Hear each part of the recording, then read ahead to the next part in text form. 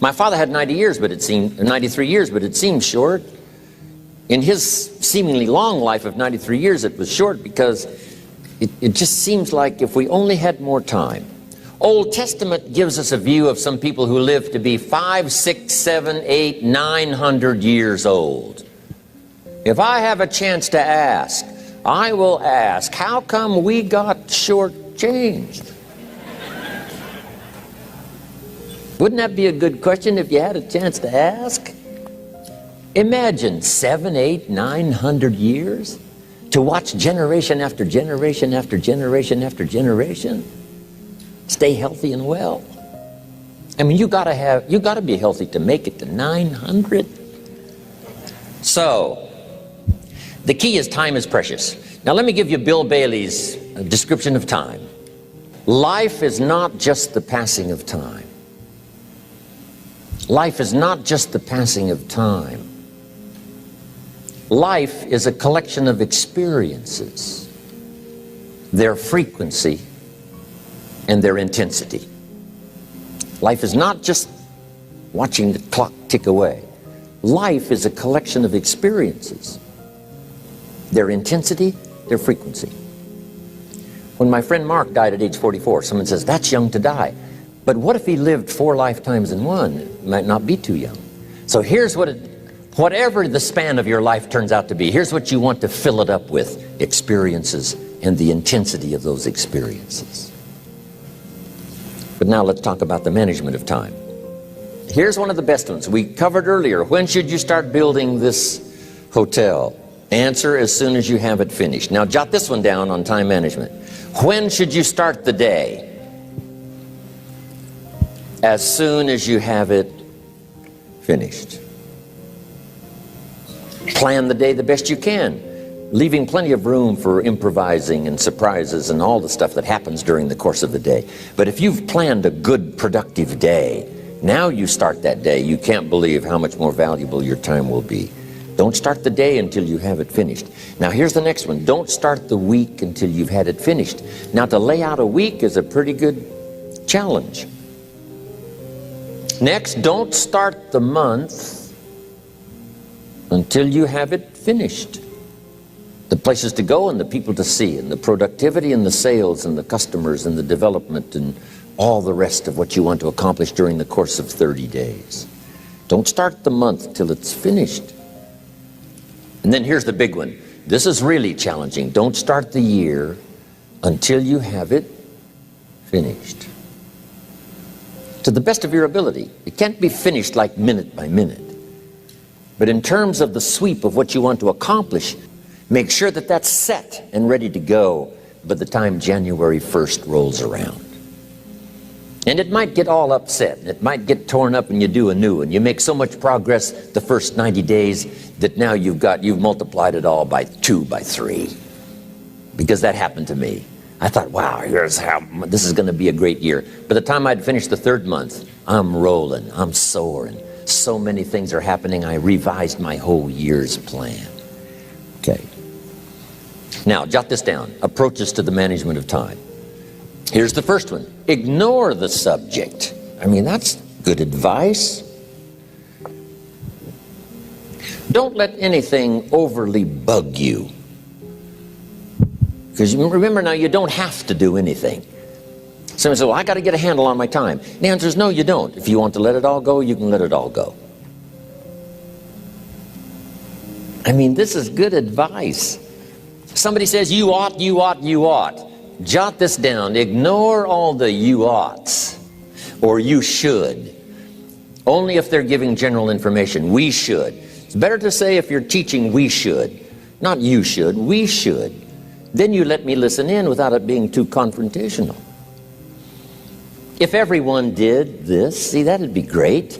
And then you give a person a chance to choose to do it or not to do it. But when you start the you ought, now see if I don't, now see we got some tension and maybe some problems. So you oughts seem to always create problems. When you're talking to your kids, you say, no, if kids would do this, not always saying if you did this, life would be better. But if kids did this, life would be better.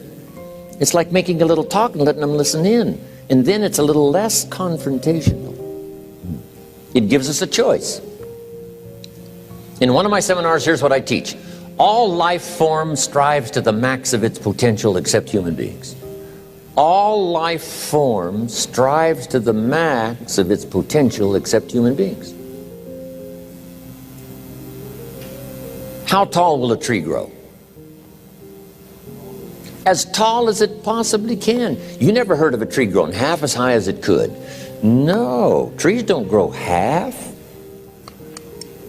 A tree drives its roots as deep as it can, reaches as high as it can, produces every leaf it can, every fruit it possibly can. To the max. Every life form strives to the max, except human beings. Now, why not human beings? Jot this down. You've been given the dignity of choice. You're not a robot. You don't have to repeat this year the same as last year. You can tear up last year's plan, develop a new plan.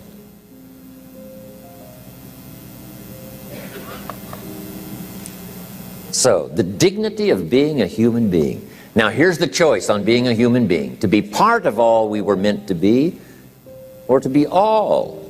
To strive for all, or half, or part, or some. The choice is up to you. To develop one skill or 10 skills. Someone says, well, I'd be happy with just one more language. Well, some say, hey, I'm going to learn 6 or 7. And this is all a matter of choice. And when someone says, no, you ought to learn 4, you've got to resist all that. Because this is personal dignity. And you don't want to destroy someone's dignity by doing all the oughts, and then they feel reluctant to do it. Now we've got problems. So if you want to, just ignore this subject on time management. Now here's the next one. Step down to something easier. The guy's in sales and he says, oh, I want to own the company. Finally owns the company. Now he's got no time to play golf. He said, when I was in sales, I was making big money playing golf 3 days a week. Heck with this owning something. Heck with managing. My life was never my own after I started to manage. I'm going back to sales. See, this is the key. If you're getting too pressed, you might consider stepping down to something with a little easier time pressure. Little girl says to her mother, Daddy comes home, brings his briefcase and pats me on the head and says hello, disappears and works on his papers. How come my daddy doesn't play with me? And her mother said, look, your daddy loves you very much, but he's so busy at work, he can't get it all done, he has to bring it home. He loves you, but that's why he can't play with you. And the little girl said, why don't they just put him in a slower group? So, jot this down now. If you don't have time for your kids, you might consider joining a slower group. Remember when I said some things I went for cost me too much? So reconsider. Next key to time management, and that's work longer and harder. But see, there's a limit to that. I almost lost my health the first year. I went so crazy about personal development and achievement. I just went bonkers. You know, I told you I was skinny, but at the end of that first year, I was a walking shadow. And then it suddenly occurred to me, what if I got rich and too ill to spend it? I mean, that was a shocker. So I started, developing a little more reasonable. Because I said, if 12 hours won't do it, I'll work 14. If that won't do it, I'll work 18. I mean, how many hours it takes. And sure enough, it cost me too much. So see, working longer and harder for some might be appropriate. If you're just sitting around not doing that much, this might be good, work longer and harder. But you can only work so hard. Here's the key, not to work harder, but smarter. When you've worked as hard as you can, doing the best you can in terms of physical output in the time, reasonable time. Now here's the ultimate in the management of time, and that is you simply become more skillful. When I first got into sales, I was around people that could get, 9 out of 10, 8 out of 10. And when I first started, I could only get 1 out of 10. But here's what I did. I worked around the clock, so that I would make up in numbers what I lacked in skill. That's good in sales. You got to jot that down. When you're new, you make up in numbers what you lack in skill. Now, when you become more skillful, the numbers can go down because now your persuasive ability and all of that is now so high that you don't need to put as many numbers out. But at first, If you want to compete or if you want to really get good, you've got to put in the numbers. But if you get more from yourself, develop more of yourself, now the time management becomes an easier task. Now here's the next thing. Either you run the project or it runs you. I've found out when you start something, at first you're in charge. All of a sudden, a year later, it's in charge. Some of the companies I started, I'm telling you, I'm in control. A couple of years later, I'm out of control. At first, I've got it on the run. 2 years later, it's got me on the run. Haven't got enough time. I'm dizzy with trying to get it all done. So here's part of the key, and that's to get in charge. Say, I'm going to take charge of my health. One of my albums is entitled, Take Charge of Your Life. Take charge of your time. Take charge of your resources, which we're going to talk about next. Take charge of your health. You're the one that's responsible for it. It's not a requirement of society that you not have a heart attack and take care of your family. That's not a requirement of society, but you must make it a requirement of yourself. Society doesn't require that you build a financial wall around your family nothing can get through. That's not a requirement of society. It's a requirement you impose on yourself to build a financial wall around your family nothing can get through. So impose on yourself this self-development of being in charge, taking charge of your life and your health and your future and your responsibilities and all the rest. Next, reasonable time is enough time to achieve all of your goals. Just jot that down. Reasonable time is enough time. I had to learn that. Reasonable time is enough time. Here's why. It's not the hours you put in, it's what you put in the hours. If you start depositing greater ideas into the hours you've got later than now, I'm telling you, later you can't believe the productivity that will flow. The ideas you can't think of now, a year from now, they'll start to flow. And when you deposit those ideas in the hours you've got, productivity multiplies by 2, 3, 5, 10. Next, time management essential. We've already covered the first one, a written set of goals. And then do priorities on your goals. What's important this week? What's important this month? Here's the next one. Often review. Just go over your goals to make sure that your list is working for you. It's got you inspired. It's got you turned on.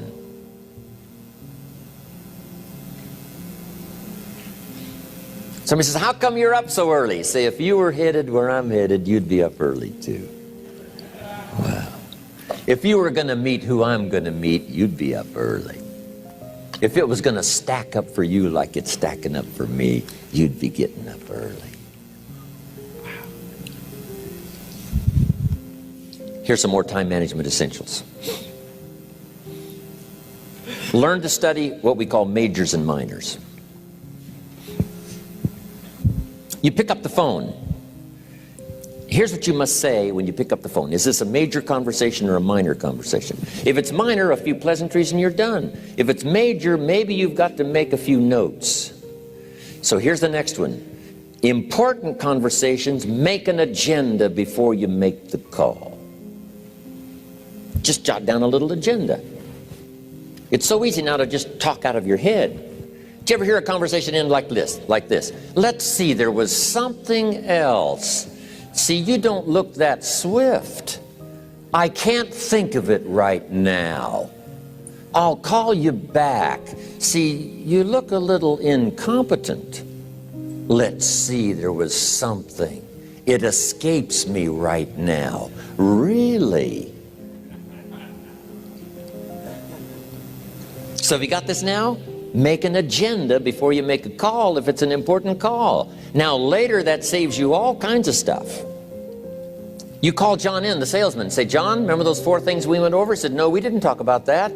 And then you pull out your daytime or whatever, and there's the list you made when you made the call. He said, oh yes, seems like I do remember.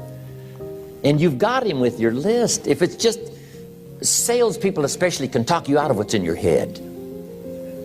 It's true. No, we didn't talk about that.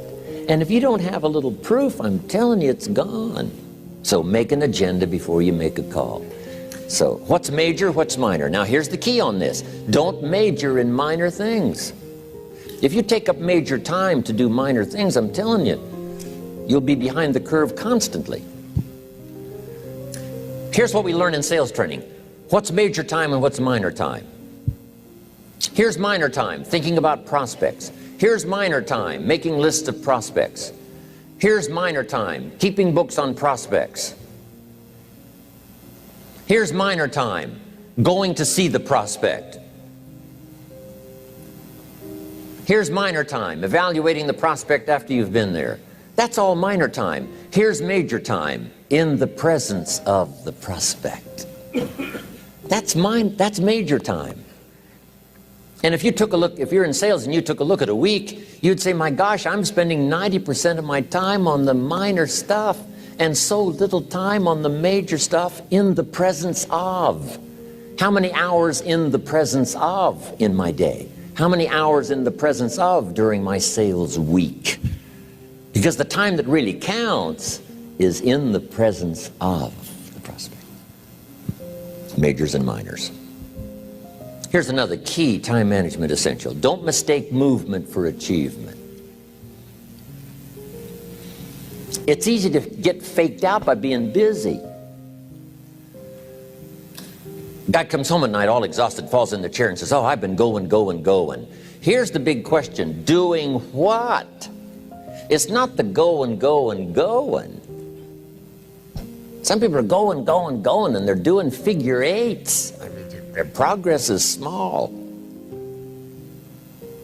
So don't mistake movement for achievement. Here's another one in sales we learned. Don't mistake courtesy for consent. If somebody's pleasant and they nod, you say, oh, they're going to buy. No, they're courteous. You can't mistake courtesy for consent.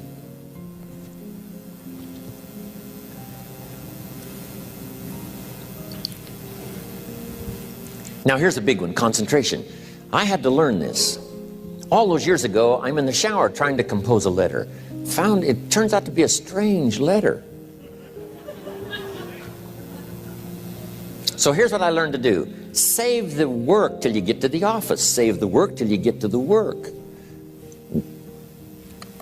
Don't try to get to the office on the way to work. On the way to work, enjoy the way. In the shower, enjoy the shower. Then go to work when you get to work. I found this to be helpful. Concentration. Here's another big one. Learn to say no. I'm telling you, in such a social society we have now, it's so easy to try to be a nice person, saying yes, yes, yes to everything. Find yourself overloaded. Now you got to call and make the, well, gosh, you know, all the time it takes to back out of something that you said yes to too quickly. Here's what might be better. I don't think so, but if that changes, I'll call you. Little things you can use not to overcommit yourself. My friend Ron Reynolds says, don't let your mouth overload your back. It's a good one. Now here's a big one on time management. When you work, work. When you play, play. Don't mix the two. Don't work at play. I used to take my family to the beach and I would bring my briefcase.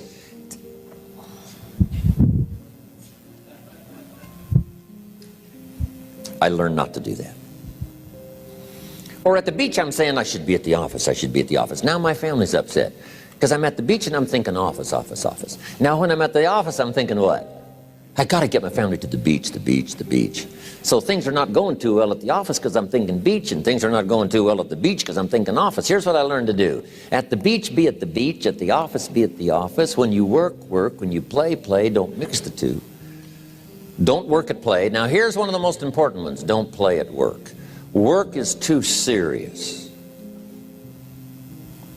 You don't want the reputation of being the office joker. It's not a good one. Yes, there's time for some pleasant stories. Yes, there's time for a little humor. Yes, best if it's a happy office, of course. But I'm telling you, you got to be serious about work because you're parting with a piece of your life for the work you do. Your work costs you a piece of your life. Here's what it's called. Serious business. Not grim, not unhappy, but serious. Don't play at work. The old expression, I don't think we use it anymore, horse around at the office. play around, play jokes, play tricks. No place, not at the workplace. At the beach, yes. At the bar, yes. Somewhere else, not work. You got to treat work with all due conservative passion, because it's leading you to your future. Here's another key phrase: all work is good. You may not like your job, but if it's the stepping stones to get you to where you want to go, you got to appreciate your job. You don't have to have a passion for your job. Here's the ultimate passion: a passion for incredible success in every department of my life. That's the passion. But don't look down on some menial job you have to do to finally get you to where you want to go. No job is menial. No job is not, no, every job is noble. Training life for pay, making a contribution to society. Next, analyze how you are. And if you have some weaknesses, if you can't, doesn't seem like you can change, here's the key: get it covered. I used to keep promising myself I'd keep the books, keep the books, keep the books. Finally, I gave that up. And back then, it only took me an extra $50-60 a month for some accountant to keep the books. I said, no, I'm going to save the $50. You can't believe what I started losing in productivity because I tried to save the $50. So the key is, a lot of the time you can stay like you are, but just make sure you get it covered. Okay. Next, beware of the telephone and all other systems of communication, especially the telephone at home and systems of communication at home. And here's one of the best lines I've got for you for the weekend: let all communication systems serve you, but don't let them intrude. When it comes time to have dinner with your family, you shut off all systems, unless the ones that can take messages silently. Don't let the phone ring. Don't let anybody intrude, come through the front door nor the back door, nor through the telephone or any other device. So you can't reach John and his family when he's having dinner. The President of the United States couldn't get through. If you develop that kind of a reputation, father, mother, when we have dinner, when we're visiting and have this time with our family, nothing intrudes. So don't let these clever little devices keep intruding. You've got to have a place that's sacrosanct, it's valuable. You don't let anything in for that period of time. Okay. Isn't that good advice? Excellent advice. Here's the next one. Read all the books. You know, I've only got a few notes here on time management, but if you've got some particular challenges, you run a big organization, a big corporation, you've got some challenges, there's plenty of books. Now, here's what's next. Just be more alert to the things that might be stealing your time. Here's why. Time is like capital.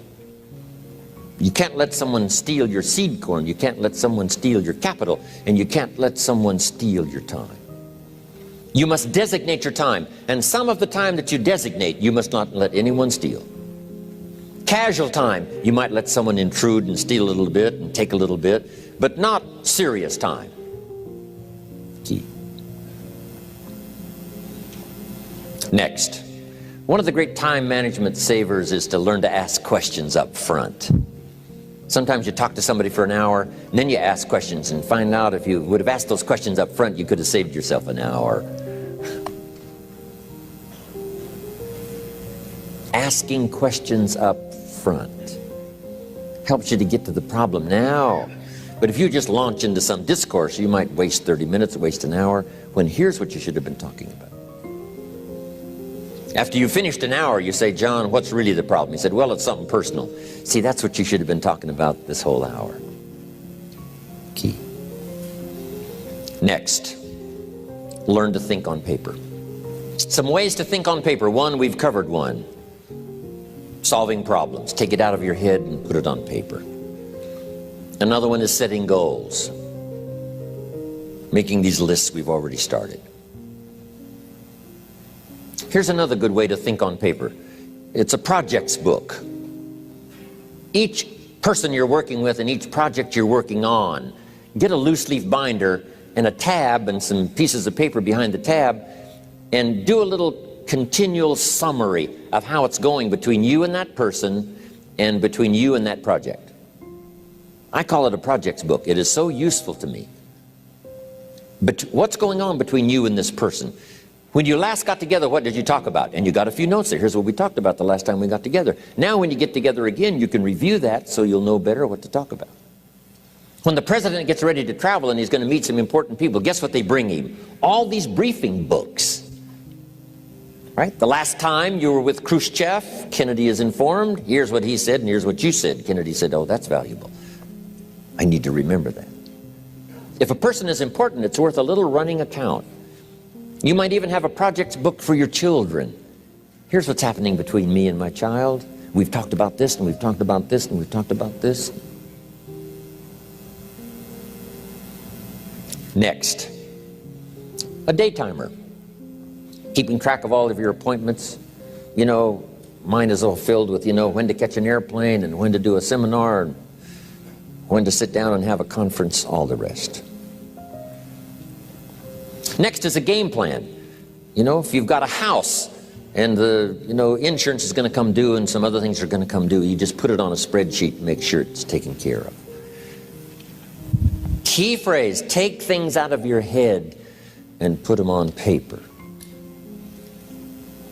And the key is to just experiment with different ways that helps you to do that. Now here's the last one, thinking on paper, and that's to keep a journal. One of the things I'm known for around the world, have been now for 39, 40 years, is keeping a journal. Now my journal is not it's not necessarily it's not like a diary. It might be part diary. I'm flying over Ireland and I write down a few little things that impress me. Today I met this person. Wow, what an extraordinary event. Today I conducted this seminar in Rome. 1,000 people stood up and sang for me. I've got a little bit of a diary in there. But here's what primarily your journal is for. Collecting good ideas.